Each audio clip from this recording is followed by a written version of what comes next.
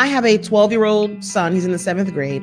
And you know, with your kids and your preteens, that you always have to constantly remind them to not procrastinate and to do what they're supposed to do. But specifically, you know, we were having conversations around why he wasn't maintaining a clean and tidy space in his room and his bathroom. So in that conversation with him, I asked him, his name is Jeremiah. I said, Jeremiah, why aren't you keeping your space tidy? You know, I'm tired of talking to you about your bathroom and your room. Like, why are you not motivated to keep it clean? And I asked him, why should you keep it clean? Why do you think it's important for you to keep a nice, tidy, clean space? And, you know, as a preteen, he gave me those normal answers because you told me to. I don't want to get in trouble. If, you know, I don't want you to come and say something and have me stop playing my games. I'm in the middle of my games and you want me to go and clean or do something. Although I'm supposed to do it anyway. But when you remind me, you remind me during those times where I just can't stop playing the game. So I had to stop him and shift the conversation. And I had to ask him, okay, so the reasons you're giving me right now, the reasons that motivate you to keep a clean room when you do keep it clean in a bathroom are external factors. It's fear of punishment or because I told you something, right?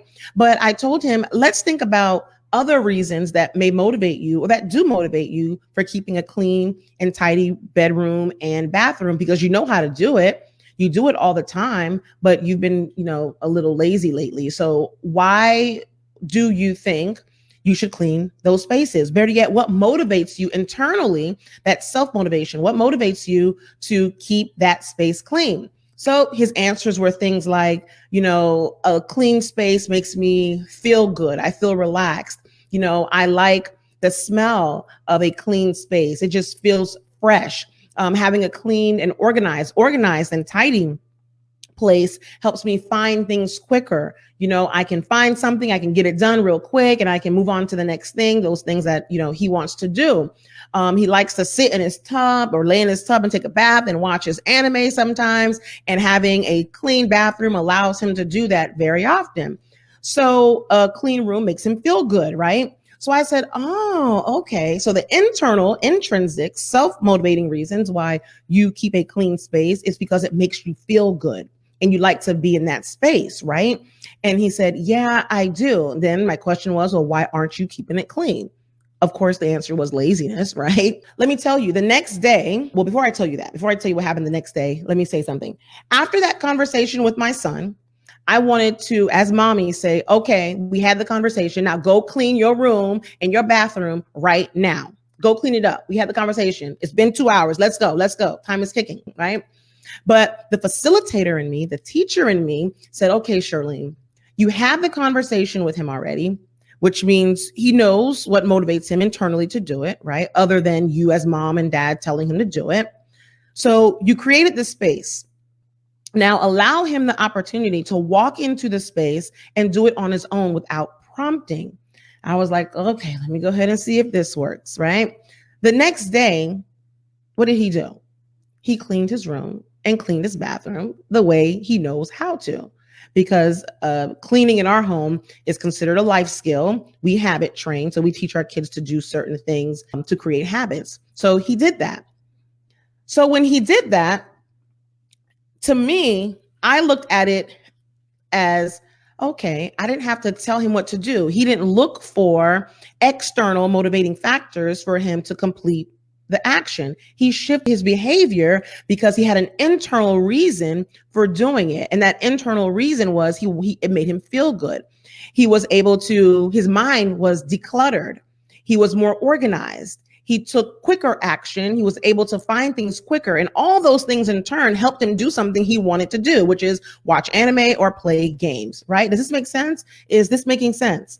So in that conversation with my son, it had me thinking, how many of us lady entrepreneurs, how many of you need motivation, encouraging words, inspiration to build that business, to grow and scale that business, to build your queendom, to build your empire? How many of you are looking for external reasons to do that?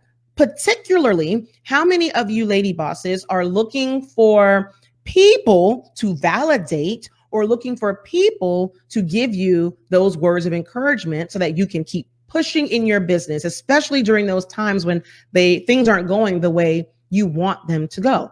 Be transparent. How many of you actually look for motivation and inspiration from other people to help you do things, take action, and even make a decision? Let's go back to school really quick. What I want to do is read the definition of motivation to you. Okay. So let me read it. Motivation is described as a reason or reasons for acting or behaving in a particular way. Motivation refers to the start, the direction, the intensity, and persistence of behavior. The start, direction, intensity, and persistence of a behavior. Self-motivation is motivation arising from individuals' internal desire. Internal desire, self-motivation, intrinsic, right? So when you think about internal motivation, we're thinking about taking action, doing things, having a behavior that's triggered by something from within. It could be your feelings, feeling happy, excited, sad. It also is triggered from your thoughts, your goals. It's also triggered from your values. And when you think of external motivation, those are the things that drive our behavior or our decisions based on external factors or rewards like money, popularity, praise, recognition, grades, or people liking us, or having someone else tell us what we should or should not do. So let's think about this. When we think about external factors of what motivates us, those things I just mentioned, what happens when they no longer exist? What happens when you're not making money in your business? What happens when there's a dry spell? What happens when you're not signing up clients? What happens when your clients don't show up? What happens when shit hits the fan? What happens when you don't feel like it? When you don't feel like going in that business and doing the things that you need to do to help your business grow, scale, or just sustain? What happens when you don't feel like it, right? What happens when the person you are seeking validation from, or the person you are seeking motivation or encouragement from, no longer answers the phone?